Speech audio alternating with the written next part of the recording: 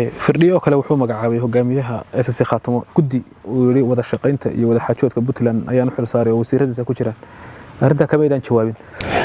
may uma arkeen anagu runtii inay ma jirin qaab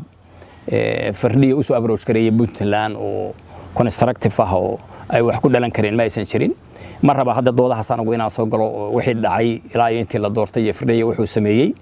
laakiin doodu waxay taagan tahay Puntland aanu qabnaa inay dadka reer Khaatamo xaq u leeyihiin rabitaankooda meesha uu jiro inay raacaan taasina ay xaquuqooda tahay laakiin equally ay de wax ka dhisteen Puntland waxana ku leeyihiin loo baahan yahay marka taladii ay uga mid noqdeen mid la mid ah in la isugu soo noqdo oo sidii loo wada noolaan lahaa ama loo kala noolaan lahaa arinteeda la isla meel dhigo isku soo noqonaya marka SSC